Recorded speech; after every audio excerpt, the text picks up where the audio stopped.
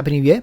So what we've been looking at in the session then, as you know, is we've been looking at the potential visual design trends for 2021. So of course these are always just sort of speculative, but we do kind of know with a certain amount of accuracy what kinds of things designers are going to be working with.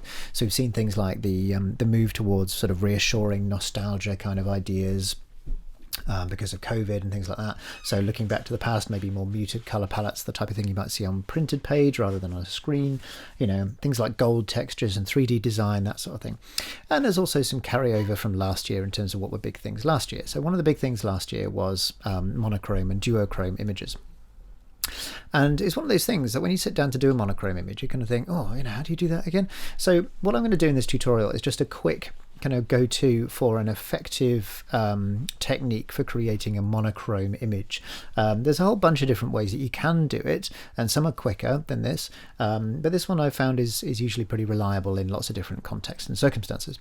So what we're going to do is we're going to recreate that black and white and yellow sort of retro looking course image to give it that sort of retro feel as well, which is people looking forward to, looking to for sort of nostalgia and that sort of thing. So we're going to do that black and white with yellow that you've seen on the course page. So first of all, download this image from the Moodle page. Okay, so it should just be there, the Planet Sphere 1 image from Moodle, and get it into Photoshop like I've done here. Okay, so excuse me,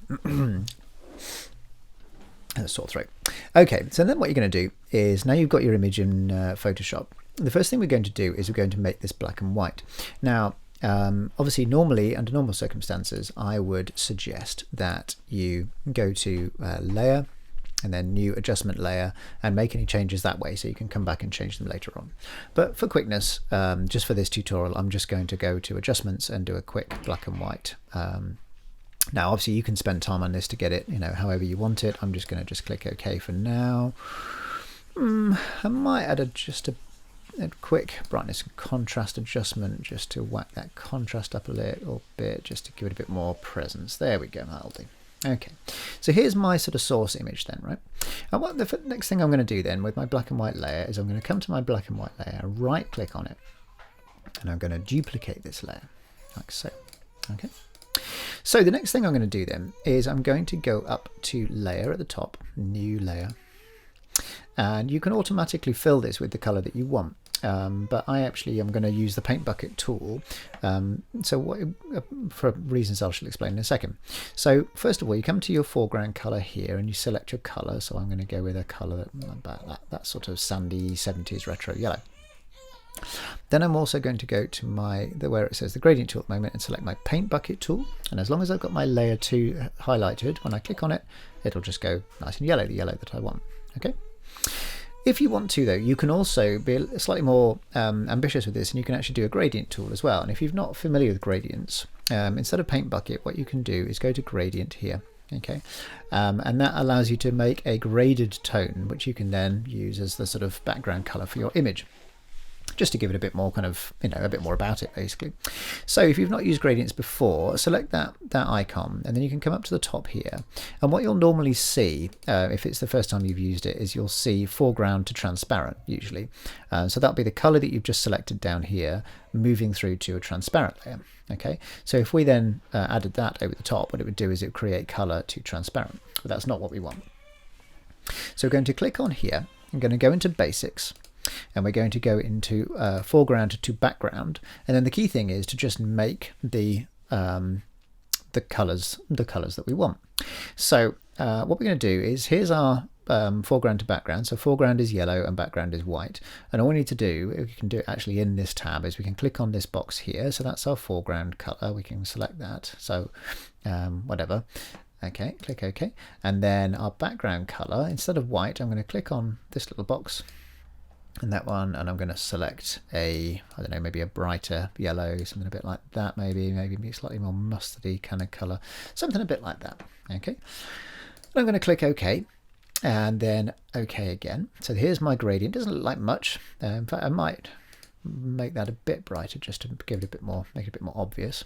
Okay, so that's our gradient at the moment. I'm going to click OK, and then what you can do is you can drag your gradient tool across, and it will make a gradient in different ways. So you can see how it's darker in this corner and brighter up there, or if you want to make it completely horizontal or vertical, you can hold down the shift key, and then that'll actually draw you. So even if I move my cursor up and down, it won't deviate from the horizontal line. So there's my nice horizontal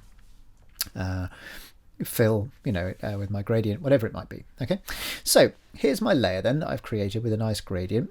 And what I'm going to do is I'm going to take my black and white layer copy and move it above that in the stack, so now I can see that.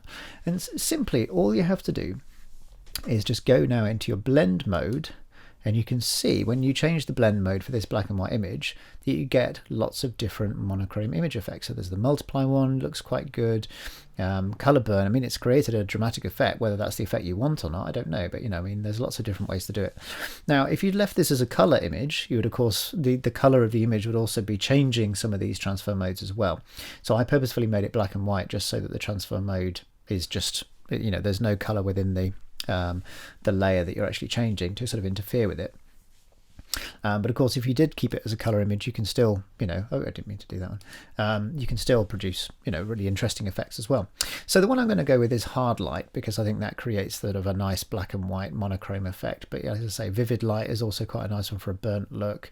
You could go for difference and subtract is quite nice, sort of that sort of negative effect. Multiply, as I say, is also a nice one. I'm going to go with hard light there because I think it just gives me these nice textures. So here we now have a layer which is blended with our yellow layer, and you could do it the other way around. You could try blending the yellow layer with the black and white one, but I found it works better this way. Okay, now what you're going to need to do is take a piece out of this image to layer it over the top of that black and white. But how do we do that? Because obviously we've got a layer with the image on and then our color layer here. Well, the answer is simple. All you have to do is just highlight the layer that you've with the blend mode, highlight the color layer as well by holding down shift. So hold down shift and then you've got both of these together, and then just right click, and all you need to do is just click on merge layers. And now you've got one layer, which is this monochrome layer. And all we're going to do now is I'm going to come up to my marquee tool, and I'm just going to select a portion of the image that I want, like so. Something a bit like that maybe. I think that looks kind of roughly like the version that we had before, like that. Okay, and now what I'm going to do is if I want to, I can copy that and paste it over the top of the other one. But what I'm going to go and do is click select and inverse. So I'm selecting all the area around that box, and now I'm just going to hit Command and X to cut it. And then he says, why wouldn't that work? That's why. X to cut it, and now I've got my monochrome yellow square over the top of my black and white background. You see that? So in order to then create the next layer, all I do is I can just do the same thing.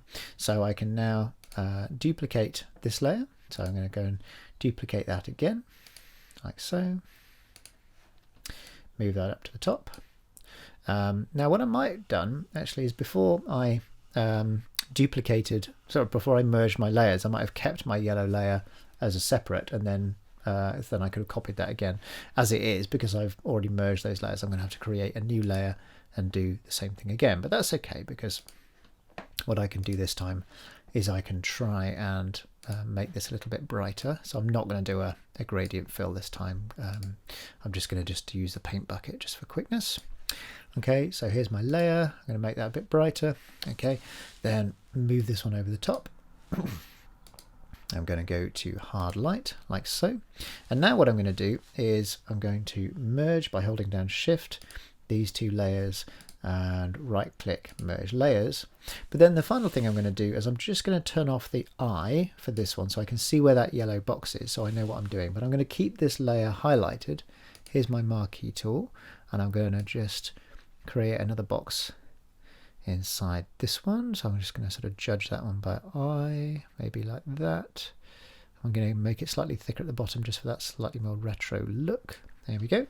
And then turn this back on, and I'm going to go to layer, select and inverse, making sure that that's covered, selected. I'm going to go Command X, and now I've got my slightly brighter yellow square in there.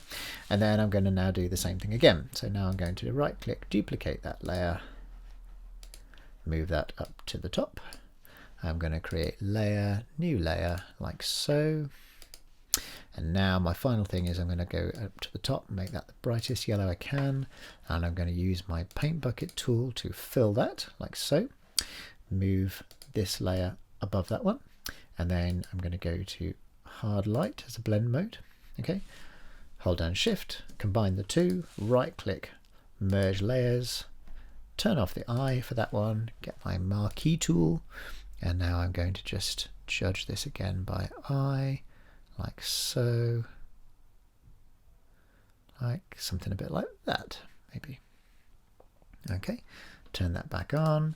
I'm going to go to layer, select and inverse, and then I'm going to hit Command and X, and now I've got my 3 monochrome squares in this image. And then what I did with the other image is I started adding text in a sort of Helvetica retro font in a slightly cream kind of color, other little bits and pieces. One of the little things that I also did was I added some handwritten notation, because that was kind of a big thing for that graphic design technique a couple of years ago when I was doing it.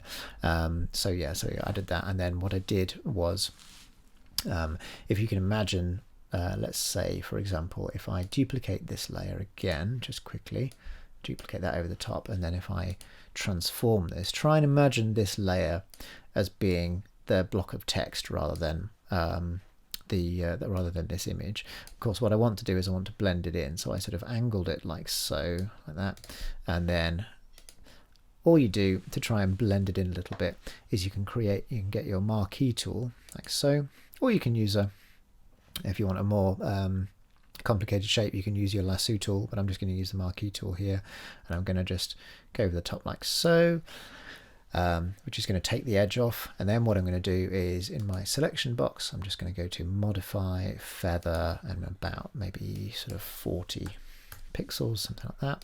Okay, and then making sure that I've highlighted this, which would have been my handwritten text. And then I'm going to just go Command and X, and that's going to just sort of blend it in a bit. Do you see what I mean? So you can sort of start to blend your other layers into the image like that. Okay, so that's my tutorial on creating a monochrome image. So have a crack at it yourselves and see how you get on. Cheers, everybody.